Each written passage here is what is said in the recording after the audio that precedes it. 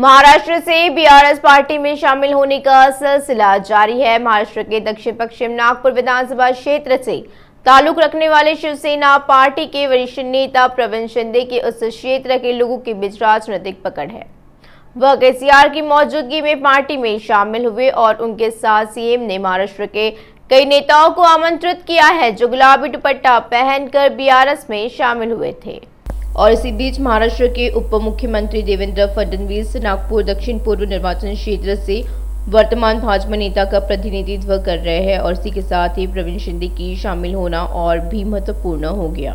और इन्हीं के साथ बीआरएस पार्टी में धवलियन फाउंडेशन के संस्थापक विक्रम पिस्के, पद्मश्री युवा सेना के संस्थापक गौतम सागा, व्यवसायी रघुरामुलु कांदिकतला और सम्राट मौर्य सेना के अध्यक्ष महाराष्ट्र अर्जुन सालगर, भाजपा ओबीसी प्रकोष्ठ के पूर्व प्रदेश उपाध्यक्ष विभव शेठ, वदा समाज महाराष्ट्र के सचिव राजू लिंबोल, शिवानंद दरेकर, मोची समाज के सचिव वारकड़े शेरला और कई अन्य शामिल हुए हैं। और जबकि उन्होंने महाराष्ट्र के पारंपरिक तरीके से सीएम केसीआर को गुंगड़ी से सम्मानित करा। और इसी कार्यक्रम में मंत्री इंद्रकरण रेड्डी, पुवाड़ा अजय कुमार, एमएलसी शीरी सुभाष रेड्डी, दाड़े विठल, चैनर विधायक बालका सुमन, मर्री जनार्दन रेड्डी, महाराष्ट्र बीआरएस के वरिष्ठ नेता शंकरना डोंगरे ने भाग लिया। केंद्र के अध्यक्ष पर दिल्ली के सीएम केजरीवाल विपक्ष का समर्थन जुटा रहे हैं और इसी पृष्ठभूमि में वे आज हैदराबाद में तेलंगाना के मुख्यमंत्री केसीआर से मुलाकात करेंगे और इसी मसले पर वह पहले भी कई विपक्षी नेताओं से मिल चुके हैं।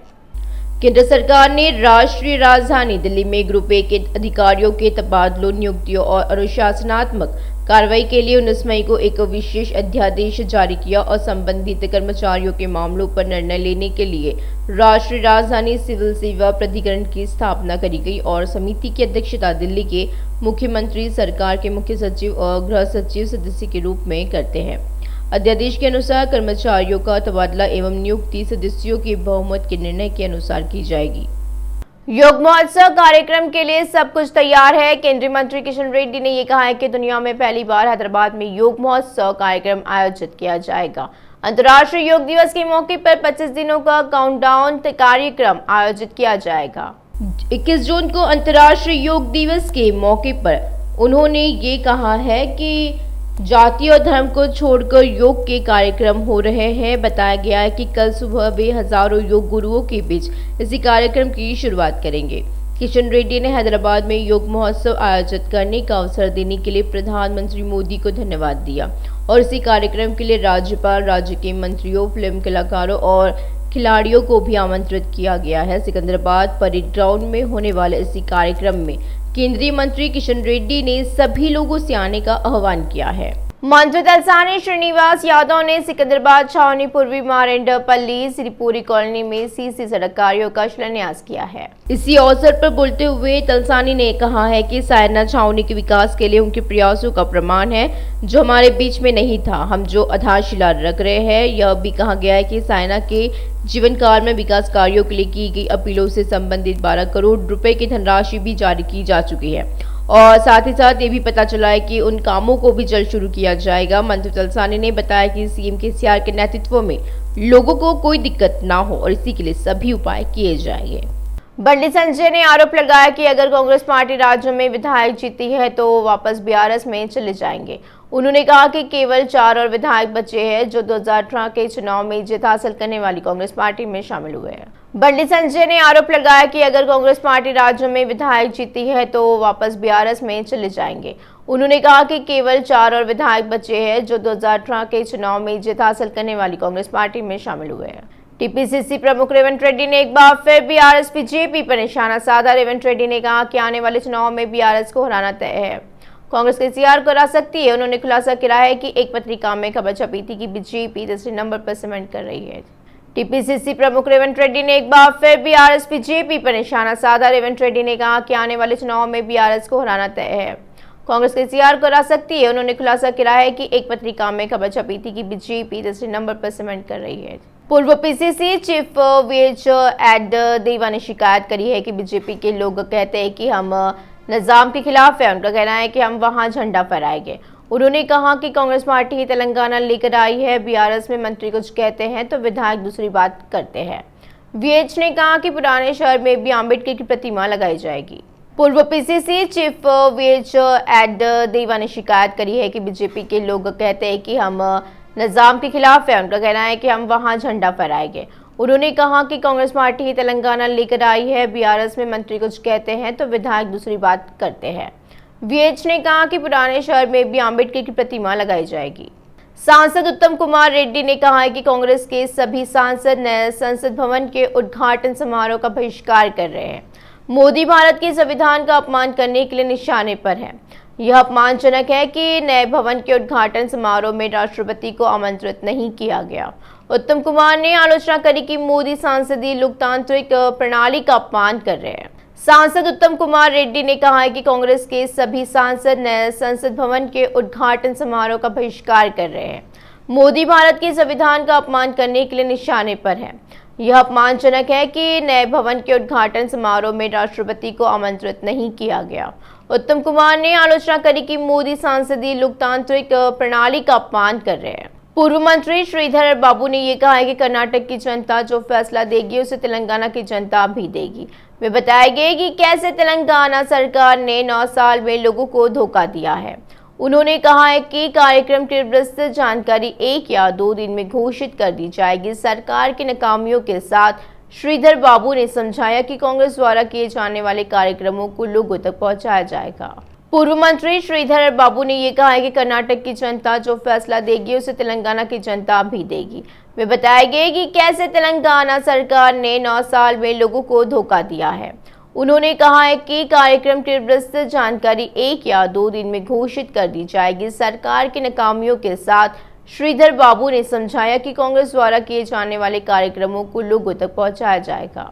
टीपीसीसी के तत्वाधान में 111 जियो पर तथ्यान्वेषी समिति का गठन किया गया और टीपीसीसी अध्यक्ष रेवंत रेड्डी के सुझाव पर टीपीसीसी के कार्यकारी अध्यक्ष महेश कुमार गौड़ को एक समिति नियुक्त किया गया है।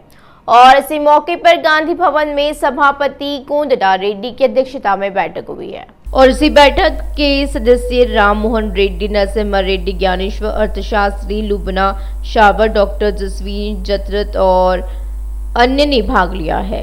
कोंडा रेड्डी टीपीसीसी ने 111 जियो पर तथ्यान्वेषी समिति का गठन किया और उन्होंने कहा कि सरकार द्वारा 111 जियो को उठाने से जुड़वा जलाशय को नुकसान होगा और उन्होंने कहा कि पर्यावरणविद सभी समूह के साथ बैठक कर गहराई से अध्ययन कर रिपोर्ट सौंपेंगे। तेलंगाना के शहीदों के परिजनों ने हैदराबाद गन पार्क के सामने विरोध प्रदर्शन किया। शहीद स्तूप पर माल्यार्पण कर श्रद्धांजलि दी गई। उनकी मांग थी कि 1200 अमरों का इतिहास उनकी फोटो स्मृति में रखी जाए। वे शहीदों के परिजनों के साथ स्मारक की शुरुआत करना चाहते हैं, लेकिन राज्य सरकार शहीदों के बलिदान को नहीं पहचानती। उन्होंने कहा कि वह पिछले 10 साल से भले ही प्रगति भवन में सीएम से मिलने जा रहे हैं, लेकिन गेट से अंदर तक नहीं जा पा रहे हैं। उन्होंने कहा कि मृतक के परिजनों को दी जाने वाले जीवो 80 को निरस्त करने के कारण पेंशन भी नहीं मिल पा रही है। वे जीवो 80 को पुनर्स्थापित करना चाहते हैं। वे शहीदों के परिवारों को 2 जून को स्मारक शुरू करने के लिए आमंत्रित करना चाहते हैं। कारखाना पुलिस ने बुरी आदतों के आदि दुपहिया वाहनों को निशाना बनाकर चोरी करने वाले 4 सदस्यों के गिरोह को गिरफ्तार कर रिमांड पर भेज दिया है। आरोपियों के पास से 14 दुपहिया वाहन जब्त किए गए हैं। पुलिस ने बताया कि सिकंदराबाद निवासी पवन हरिचंद्र चन्ना और दुर्गा प्रसाद बचपन से दोस्त है। बेगमपेट एसीपी पृथ्वीराज ने कहा कि जलसा के अभ्यस्त चोरों ने सहज रूप से चोरी करी है और शहर के कई थानों में चोरी कर रहे हैं। उन्होंने ये बताया कि वाहन चोरी करने के बाद जान पहचान के लोगों को बेच रहे थे और एसीपी ने खुलासा किया कि पुलिस ने उन्हें उस समय गिरफ्तार किया जब वे फैक्ट्री क्षेत्र में वाहन बेच रहे थे। फिल्म इंडस्ट्री में एक और त्रासदी हुई है। मशहूर Hyderabad central zone task force law and order police ने मुंबई के ड्रग पेडलर्स को खेल खेला है। हैदराबाद पुलिस ने मुंबई में एक ड्रग ऑपरेशन चलाया और एक नाइजीरियन के साथ एक और ड्रग पेडलर को गिरफ्तार किया है। हैदराबाद पुलिस ने मुंबई में ड्रग ऑपरेशन चलाया। मुंबई से ड्रग लाकर हैदराबाद में बेचने वाले एक नाइजीरियन के साथ पुलिस ने एक और ड्रग पेडलर को गिरफ्तार किया है। आरोपी के पास से 60 ग्राम नशीला पदार्थ बरामद किया गया है। पुलिस ने कहा कि वह इस गिरोह के ग्राहकों की जानकारी जुटा रही है। प्रसिद्ध निर्देशक के वासु का निधन। वह स्वास्थ्य समस्याओं से जूझ रहे थे और हैदराबाद के एक निजी अस्पताल में इलाज के दौरान उन्होंने अंतिम सांस ली। उनके निधन से फिल्म इंडस्ट्री में हाहाकार मच गया। मेगा स्टार चिरंजीवी को फिल्म प्रण खरीदू के साथ एक अभिनेता के रूप में वासु से मिलवाया गया था। वासु वरिष्ठ निर्देशक प्रत्यगात्मा के पुत्र हैं। वह बाबई हेम्बरदावा धारा राव के निर्देशक है। कृष्णा जिले के मुदनूर से आते हैं। उन्हीं के पिता ने उनके नक्शे कदम पर चलते हुए उद्योग में प्रवेश किया और दर्शकों का मनोरंजन करने के लिए कई फिल्मों का निर्देशन किया है। उन्होंने अदपीला फादर, कोथला रायडू, सारदा रामा अदपीला जैसी कई हिट फिल्में की है। वासु द्वारा निर्देशित अय्यप्पा स्वामी महात्मा और श्री शिरडी साई बाबा महात्मा बॉक्स ऑफिस पर सुपरहिट रही। मेगा स्टार चिरंजीवी सहित कई मशहूर हस्तियों ने के वासु के निधन पर शोक व्यक्त किया है। भारतीय मौसम विभाग ने पूर्वानुमान जारी किया है कि इस वर्ष की बारिश सामान्य हो सकती है। अधिकारियों का ये कहना है कि देश में जून से सितंबर तक दक्षिण पश्चिम मानसून सीजन के दौरान बारिश सामान्य स्तर पर हो सकती है, जो दीर्घावधि औसत बारिश के 96% से 104% के बीच हो सकती है। और इसी तरह IIMD ने घोषणा करी कि दक्षिण पश्चिम मानसून 4 जून को केरल तट से टकराएगा। हैदराबाद के लिए एक और अंतर्राष्ट्रीय कंपनी ने निवेश हेतु कदम आगे बढ़ाया है। तेलंगाना में एक और अंतर्राष्ट्रीय संगठन आ रहा है। बैन कैपिटल का वीएक्सआई ग्लोबल सॉल्यूशन, जो प्रौद्योगिकी क्षेत्र में ग्राहकों को अभिनव सेवा प्रदान करने में अग्रणी कंपनी होने का दावा करता है, हैदराबाद में स्थापित होगा और service centre VXi global solution द्वारा स्थापित किया जाएगा और इससे 10,000 लोगों के लिए रोजगार मिलेगा। अमेरिका में मंत्री केटीआर के साथ बैठक में कंपनी CHRO ने खुलासा कराया कि अधिक कंपनियां राज्य में निवेश करने में रुचि दिखा रही है।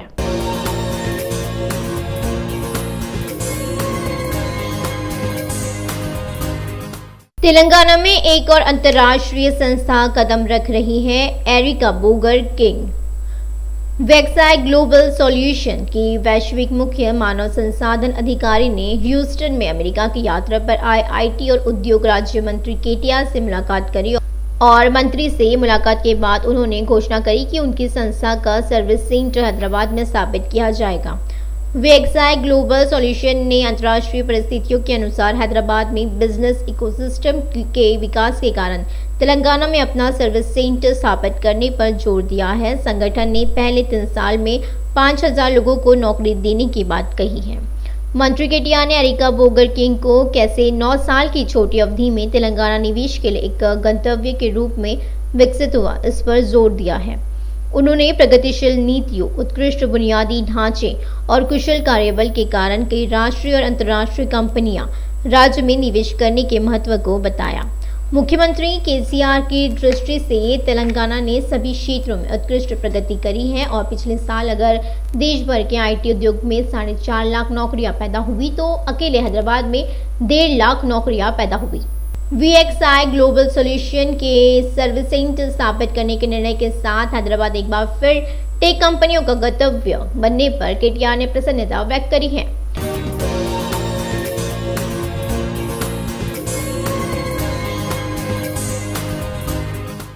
और अपने दौरे के दौरान कई संगठनों के प्रतिनिधियों के साथ केटीआर की बैठक आयोजित करी गई।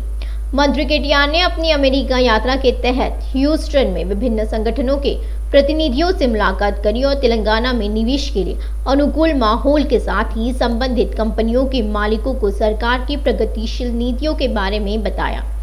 उन्होंने कई अंतर्राष्ट्रीय संगठन तेलंगाना के रास्ते पर चलने की बात कही है। उन्होंने राज्य के विकास में उनके साथ चलने के लिए आमंत्रित किया। इसी मौके पर कई कंपनियों ने तेलंगाना में निवेश की इच्छा जताई है। राज्य IT और उद्योग विभाग के प्रमुख सचिव जयरंजन, विशेष सचिव विष्णु वर्धन रेड्डी और अन्य ने इन बैठकों में भाग लिया है।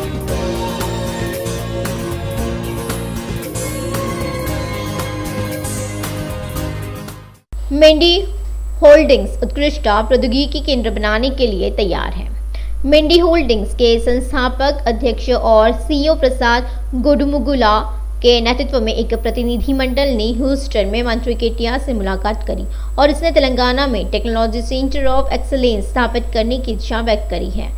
इस सेंटर के बनने से 2,000 लोगों को नौकरी और रोजगार के अवसर मिलेंगे।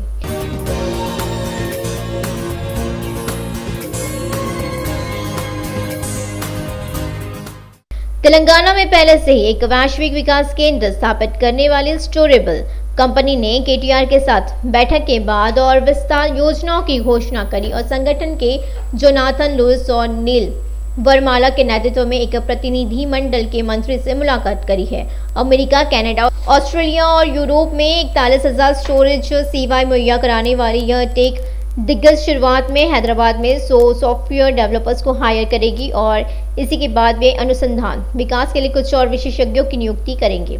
स्टोरेबल ने कहा कि वे Telangana academy for skill and knowledge task और स्थानीय शिक्षण संस्थानों के साथ मिलकर काम करेंगे।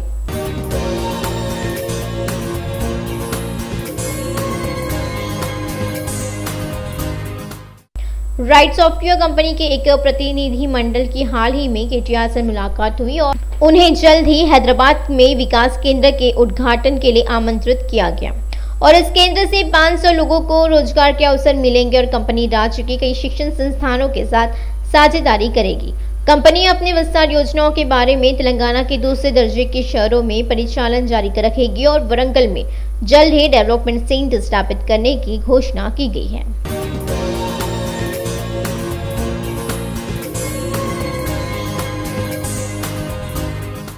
चार्ल्स श्वाब कॉरपोरेशन के प्रतिनिधियों के साथ बैठक हुई और बैंकिंग, वाणिज्यिक बैंकिंग और निवेश के क्षेत्र में काम करने वाले चार्ल्स श्वाब कॉरपोरेशन के एक प्रतिनिधि मंडल ने ह्यूस्टन में मंत्री केटीआर के साथ बैठक करी है और इसी अवसर पर केटीआर ने उन्हें तेलंगाना में व्यापार के अवसरों के साथ साथ सरकार की नीतियों के बारे में भी बताया है।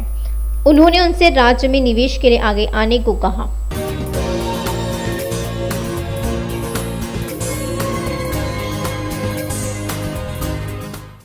रेव गियर्स ने एक विनिर्माण संयंत्र स्थापित करने में रुचि दिखाई है। मिशनरी उद्योग में एक विशाल टेक्सास स्थित रेव गियर्स की प्रबंधन टीम ने ह्यूस्टन में केटीआर से मुलाकात करी और computer, numerical control, CNC, customer care centre, engineering, value stream mapping और उद्यमिता में विशेषज्ञता रखने वाली कंपनी ने तेलंगाना में निवेश के अवसरों पर चर्चा करी है। रेव गियर्स ने राज्य में मैन्युफैक्चरिंग प्लांट लगाने में दिलचस्पी दिखाई है।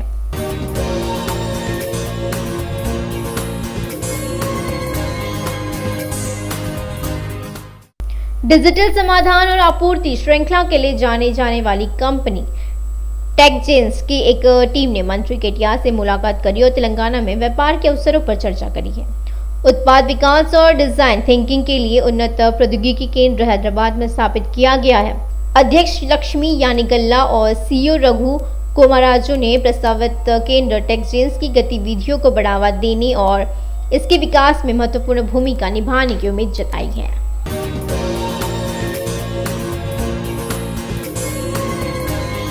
आरबीआई ने जैसे 2000 के नोट को बंद करने की बात कही, वैसे ही लोगों को नोटबंदी के दिन याद आ गए। कैसे नोट बदलवाने के लिए लंबी लंबी कतारों में खड़ा होना पड़ा था और कई लोगों ने तो अपनी जान भी गंवा दी थी। अब जब ये खबर आई तो लोग लंबी कतारों से बचने के लिए सावधानी बरतते नजर आए। बैंकों में 2000 के नोट बदले जा सकेंगे, पर लोग बैंक न जाकर दूसरे उपाय पर अधिक ध्यान देते नजर आ रहे हैं। अब इन 2000 के नोटों से मध्यम वर्ग के लोग सोना खरीदते नजर आ रहे हैं। इस समय तो हाल ये है कि लोगों को सोने के बड़े दाम से कुछ फर्क नहीं पड़ रहा है और वे बैंक जाकर 2000 के नोटों को बदलवाने के बजाय सोना खरीदने में दिलचस्पी दिखा रहे हैं। और इसी वजह से देश भर में सोने की खरीदारी बढ़ी है। कुछ लोग ऑनलाइन खरीदारी करके 2000 रुपए के नोट दे रहे हैं। दूसरी ओर छोटे व्यापारी 2000 के नोट लेने से इनकार कर रहे हैं। वही लोग तेजी से ज्वेलरी स्टोर, पेट्रोल पंप और फूड डिलीवरी ऐप की ओर रुख कर रहे हैं। किराना, मेडिकल, सब्जी मंडी और छोटे व्यापारी 2000 रुपए का नोट नहीं ले रहे हैं। कई लोगों का कहना है कि इस समय 2000 के नोट बदलकर जेवर खरीद लेंगे और फिर बाद में उसे बेचकर पैसा कर लेंगे।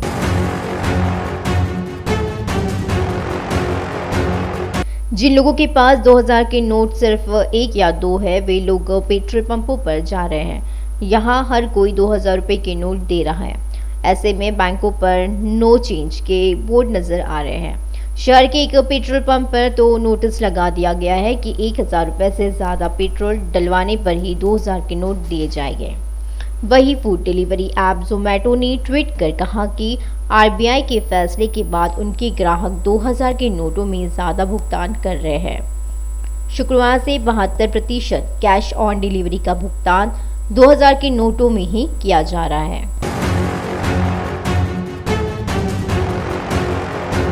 हैदराबाद सहित प्रमुख शहरों में सोने की दुकानों में इस 2000 के नोट के बंद होने की वजह से रौनक लौट आई है। अब सोने के खरीदार 2000 रुपए के नोट में ही भुगतान कर रहे हैं और इसी के चलते सोने की कीमत में पिछले हफ्ते के मुकाबले 485 रुपए प्रति 10 ग्राम की तेजी आई है।